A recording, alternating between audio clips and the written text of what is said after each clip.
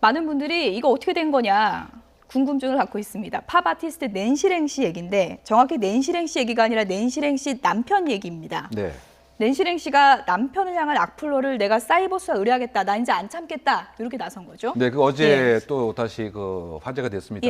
나름대로 법무팀을 그 꾸려서 정식으로 경찰청에 사이버 수사대에 그 고소를 그 하겠다. 그런데 그것과 더불어서 또 논란이 되었던 것은 한국 전체에 관한 이야기를 조금 비난하는 이런 얘기도 함께 또 했습니다.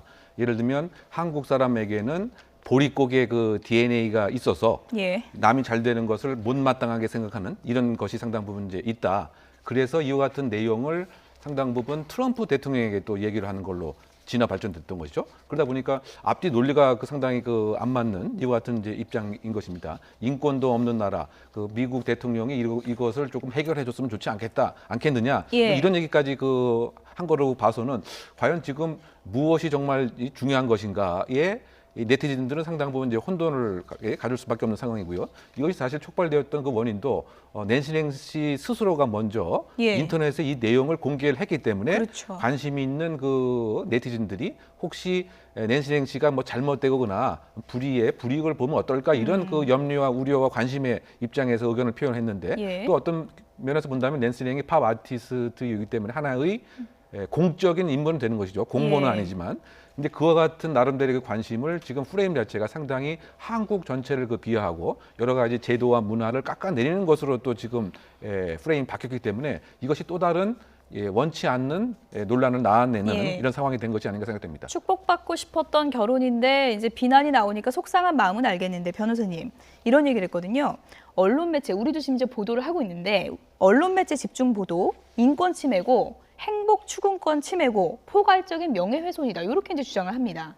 그 포괄적 명예훼손이라는 얘기는 사실 저도 처음 들어봤는데 아마 이제 전체적으로 본인들에게 가해지고 있는 그 매체, 언론 매체에서의 그런 보도가 본인 마음에 들지 않는다. 이제 이런 얘기를 지금 하고 있는 것 같은데요. 그럴 수밖에 없는 것이 지금 낸시랭 씨도 워낙 그 여러 가지 기행을 통해서 우리 국민들에게 알려져 있는 바가 많이 있지만 이 남편인 왕진진 씨 같은 경우에는 사실은 우리에게 충격적인 그런 과거사가 있기 때문에 조금 더 관심을 많이 갖게 하는 대상이거든요. 예컨대 이분 같은 경우는 출생, 나이, 신분 이런 것들이 모두 거짓이다라고 하는 사실은 보도가 많이 나와 있고요. 이제 본인이 예를 들면 뭐 대기업 어떤 회장의 혼외 아들이다라고 주장을 하기도 했고 1971년 마카오 출신 뭐이다라고 또 얘기를 하고 있는데 사실은 본인이 71년이라고 밝힌 거죠. 근데 사실은 출생 신고서나 이런 걸 보면 80년생으로 이제 나와 있거든요. 그런 것들 보게 되면 좀 말이 안 맞는 것 같고 또 사실혼 관계를 유지했던 부인이 있는 것으로 알려지기도 했었고 또 본인이 지금 회장으로 있다라고 하는 위안 콜렉션이라고 하는 회사는 유령 회사다라고 하는 얘기가 있고요. 더 중요한 것은 2건의 특수 강도 강간 혐의가 있어서 전자발찌를 착용했다라고 하는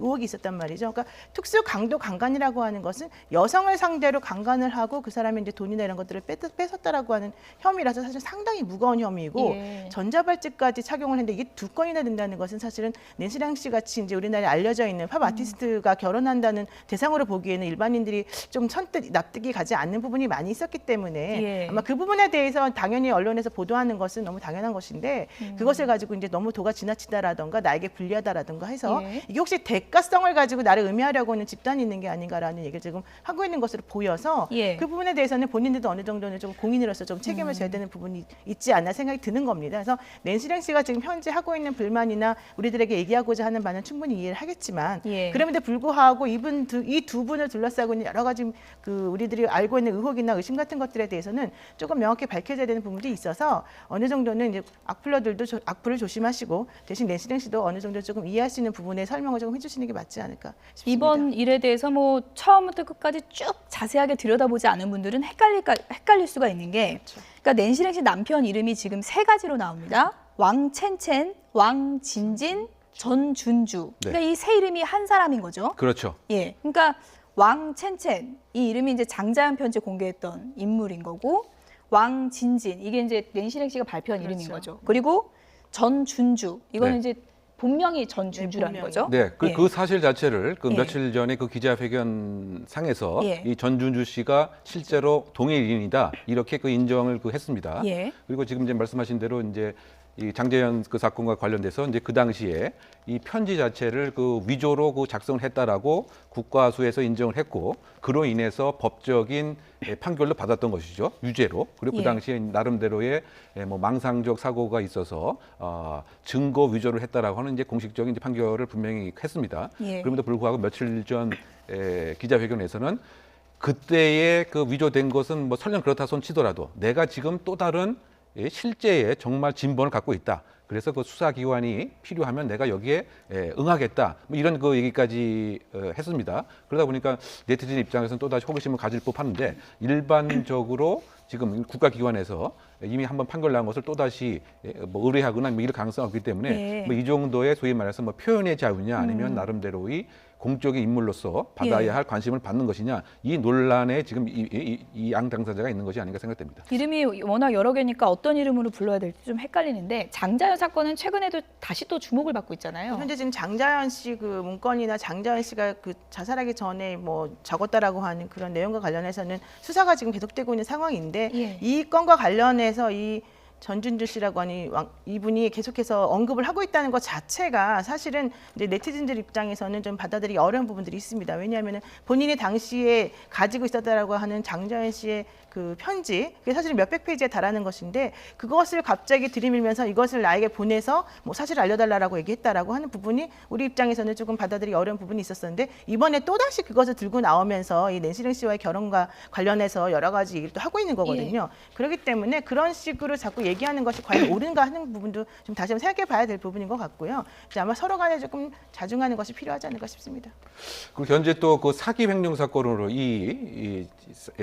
재판이 진행 중에 있습니다. 그 도자기를 하나의 그 매개로 해서 뭐 300만 원을 내게 되면은 일정 부분 또 제공하겠다. 뭐 이 부분도 사실은 지금 상당히 문제가 되는 이와 같은 상황인데 본인은 형사사법 전체의 그 진정성 자체를 한국에 있어서 지금 부정하려고 하는 이와 같은 입장인 것 같고요. 또 뭐 전자발찌와 그 관련돼서도 뭐 최근에 알려진 바에 의하면 비행기를 타려고 했는데 이게 아무래도 검문 검색 때 걸렸죠. 그러다 보니까 그 전에 함께 그 가차에 지냈던 여자분이 나름대로 보증을 해줘서 결국 무사히 통과했다. 그러니까 여러 가지 이제 뭐 정과 경력이 그 있다라고 해서 편견을 가져서는 안 되지만 일정한 사실 자체는 그대로 이제 팩트로 뭐 인정할 수밖에 없는 것인데 이것을 전체의 형사사법 시스템 전체의 정당성을 비난하는 그래서 그 내용을 미국 대통령에 보내는 이런 처사 자체가 상당히 더 비난을 받는 상황이 아닌가 생각됩니다. 네.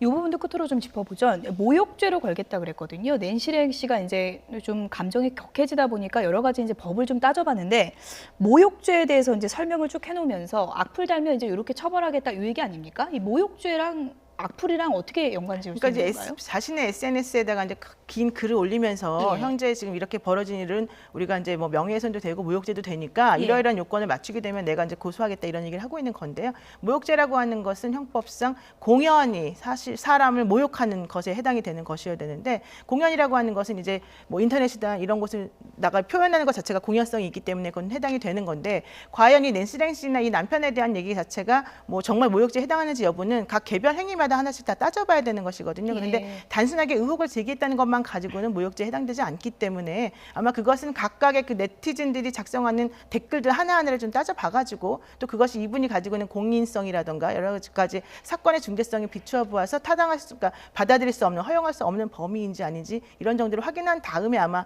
그 처분 여부가 결정될 것 같습니다.